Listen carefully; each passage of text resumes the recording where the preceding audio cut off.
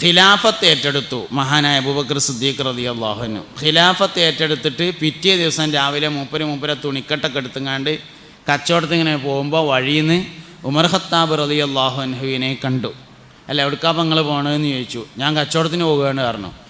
നിങ്ങളിപ്പോൾ ഈ ആദ്യം കച്ചവടത്തിന് പോയാൽ ഇപ്പം നാട്ടുകാരെ കാര്യം കട്ടത്തിലാവുമല്ലോ എന്ന് പറഞ്ഞപ്പോൾ സിദ്ദീഖ് റളിയല്ലാഹു അൻഹു പറഞ്ഞു, അപ്പോൾ പിന്നെ എൻ്റെ കാര്യം കട്ടത്തിലാവൂലേ? ഞാൻ പോയില്ലെങ്കിൽ കുട്ടികളെ കാര്യം പെണ്ണുങ്ങളെ കാര്യം അത് നിങ്ങൾ പറഞ്ഞൊരു കാര്യം തന്നെയാണ്. തൽക്കാലം നമുക്കൊരു കാര്യം ചെയ്യാം, നിങ്ങളിൻ്റെ ഒപ്പം വരിക ഇറങ്ങാണ്ട് പൊതു ഖജനാവ് എന്ന ബൈത്തുൽ മാലിൻ്റെ സൂക്ഷിപ്പുകാരനായ സഹാബിയുടെ അടുത്തേക്ക് കൂട്ടിക്കൊണ്ടുപോയി. നമ്മളന്നത്തെ ഭാഷയിൽ പറഞ്ഞാൽ ഖജാഞ്ചിൻ്റെ അടുത്തേക്ക് കൊണ്ടുപോയി.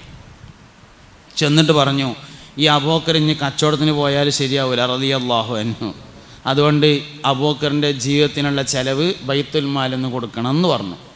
ഖജാഞ്ചി പറഞ്ഞു, ശരി, ഒരാളെ ചിലവ് കൊടുക്കാറുണ്ട്, ഒരു ദിവസം ഒരാളെ ചിലവ് നമുക്ക് ബൈത്തുൽ മാലിന്ന് കൊടുക്കാറുണ്ട്. ഉമർ റളിയല്ലാഹു അൻഹു പറഞ്ഞു, ഒരാളെ ചിലവ് കൊടുത്തിട്ട് ബാക്കിയുള്ളവരെന്താ കാറ്റ് മുണുങ്ങി, അത് പറ്റൂലാറുണ്ട്. ഈ ശമ്പളത്തിന് തിരക്കൂടൽ അന്ന് തന്നെ ഉണ്ട് എന്ന് മനസ്സിലാവുന്നുണ്ട്, പറ്റൂലാറുന്നു. പക്ഷേ അവനാനല്ല പറഞ്ഞത്, ഓരക്ക് വേണ്ടി വേറൊരാളാണ് പറയണത്. ഉമർ ഖത്താബാണ് പറയുന്ന ആൾ റളിയല്ലാഹു അൻഹു. ഒരാളത് പറ്റൂലായിരുന്നു. അതിൽ മൂപ്പർ പറഞ്ഞു, ശരി, രണ്ടാളത് കൊടുക്കാറുന്നു, ഭാര്യൻ്റെ കൂടിയും കൊടുക്കുക, ബാക്കി വല്ല എന്താ വെച്ചാൽ കാട്ടിക്കോട്ടെ, ഇവിടെ ഇട്ടൂലായിരുന്നു. ഉമർ റളിയല്ലാഹു അൻഹു പറഞ്ഞു, പറ്റൂലായിരുന്നു, രണ്ടൊന്നും കൊടുത്താൽ പോരാ, കുട്ടികൾക്ക് എന്താ കാട്ടി വെച്ചു. അങ്ങനെ ഏതായാലും തായും മേലെയും പറഞ്ഞ് അവസാനം ഒരു ദിവസത്തിന് ഒരാടിൻ്റെ പകുതിയുടെ കതിർ കണക്കനുസരിച്ച് കൊടുക്കാം എന്ന് തീരുമാനിച്ചു. അന്ന് വില കുറഞ്ഞ സാധനം ആടാണ് കേട്ടോ, ഒന്നൊക്കെ കണക്ക് കൂട്ടരുത്, ഓ എന്ന് പറയാൻ നിൽക്കണ്ട. അന്ന് എല്ലാ പെരയിലുള്ള സാധനം ആടാണ്. ഒരാടിൻ്റെ പകുതിയുടെ കതിർ കണ്ട് കൊടുക്കാമെന്ന് തീരുമാനാക്കി. പക്ഷേ സിദ്ദീഖുൽ അക്ബർ റളിയല്ലാഹു അൻഹു ഒരു കാര്യം ചെയ്തു.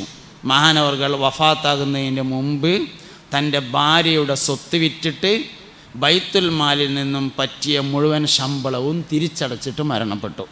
അതാണ് സിദ്ദീഖുൽ അക്ബർ റളിയല്ലാഹു അൻഹു. ഒരു കച്ചവടക്കാരനാണ്. ഉമർ റളിയല്ലാഹു അൻഹു കച്ചവടക്കാരനാണ്. എന്താ കച്ചവടം? സ്ഥലക്കച്ചവടം, ബ്രോക്കറാണ്. ഞമ്മക്കേ കച്ചവടം അറിയുള്ളൂ എന്നാണ്. ഉമർ ഇബ്നുൽ ഖത്താബ് റളിയല്ലാഹു അൻഹുവിന് കച്ചവടമായിരുന്നു. താരീഖ് പഠിച്ചോളി. എന്തിനാ താരീഖ് പഠിക്കണത് അറിയോ? ഈ ചരിത്രം പഠിക്കുന്നതിലൊരു ലക്ഷ്യമുണ്ട്, അതേമാതിരി ആകാനല്ല. അത് ചിലപ്പോൾ നടക്കില്ല, അല്ലെങ്കിൽ നടക്കുകയും ചെയ്യും, അല്ലെങ്കിൽ നടക്കാതിരിക്കുകയും ചെയ്യും, എപ്പോഴും നടന്നോളണമെന്നില്ല. ചരിത്രം പഠിക്കുന്നതിനൊരു രഹസ്യമുണ്ട്. നമ്മളെവിടേക്കും എത്തിയിട്ടില്ല എന്ന് മനസ്സിലാകാനാണ് ചരിത്രം. നമ്മളിങ്ങനെ ഈ കൊല്ലപ്പോൾ റമദാൻ 30 കിട്ടിയെന്ന് വിചാരിച്ചോളി. ഈ റമദാൻ 30 കിട്ടി, ശനിയാഴ്ചയാണ് പെരുന്നാളായതെന്ന് വിചാരിക്കുക.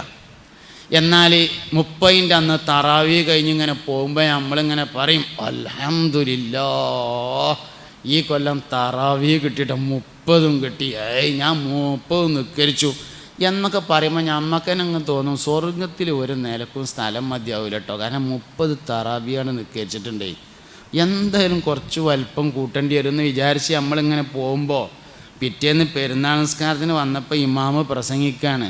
മഹാനായ സയ്യിദുനാ സക്കരിയൽ അൻസാറി റളിയല്ലാഹു അൻഹു എല്ലാ ദിവസവും രാത്രിയിൽ ഉറങ്ങുന്നതിൻ്റെ മുമ്പ് 300 റക്അത്ത് നിസ്കരിക്കാറുണ്ടായിരുന്നു.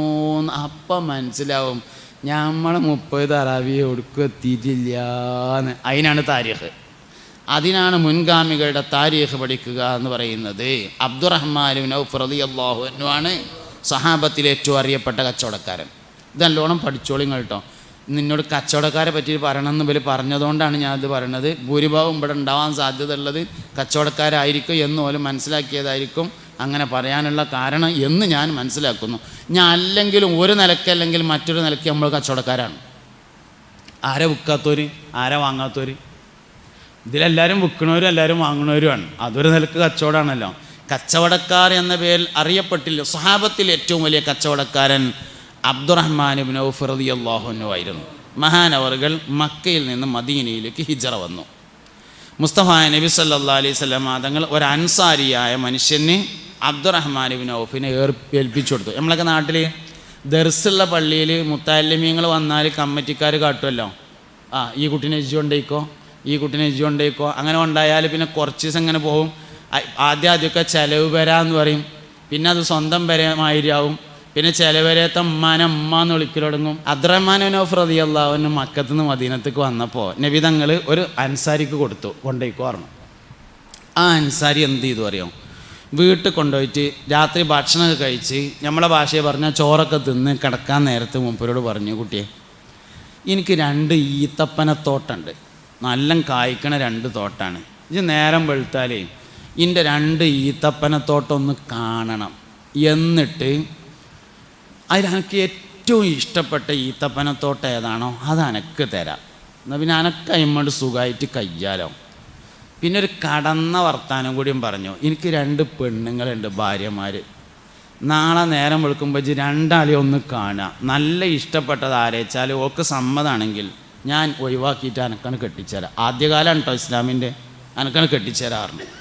മൂപ്പര് പറഞ്ഞു, എനിക്ക് നിങ്ങളെ പെണ്ണുങ്ങളെയും വേണ്ട, എനിക്ക് നിങ്ങളെ തോട്ടം വേണ്ട, എനിക്ക് വേണ്ടത് അങ്ങാടിയിൽ കച്ചവടം കിട്ടുന്ന സ്ഥലം ഒന്ന് കാണിച്ചു തന്നാൽ മതി എന്ന് പറഞ്ഞു. അങ്ങാടിയിൽ കച്ചവടം കിട്ടുന്ന സ്ഥലം കാണിച്ചു തന്നാൽ മതിയായിരുന്നു.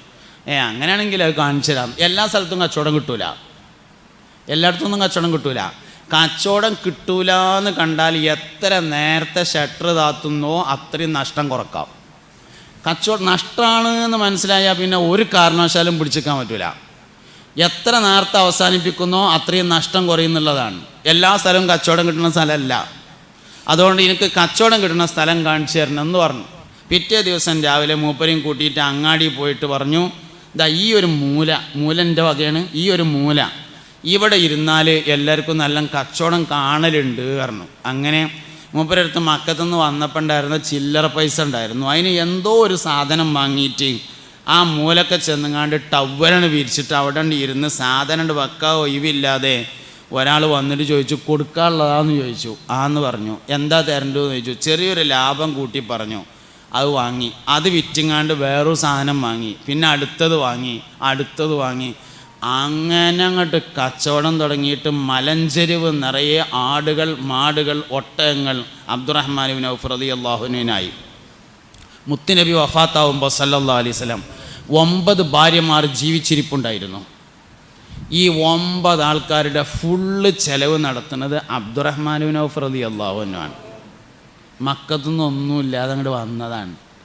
താൻ മരിക്കുന്ന സമയത്ത് മകനെ വിളിച്ചിട്ട് പറഞ്ഞു, മോനെ നമുക്ക് ഒരുപാട് തോട്ടമുണ്ടല്ലോ, ഒരു തോട്ടം ബാപ്പാൻ്റെ കുട്ടി വിൽക്കണം, എന്നിട്ട് ബദറിൽ ജീവിച്ചിരിക്കുന്നവർക്ക് ഇനി പെടുന്നാണ്ടുള്ള കാലം ജീവിക്കാൻ ആവശ്യമായ മുതലിജൻ കൊടുക്കണം എന്ന് പറഞ്ഞു.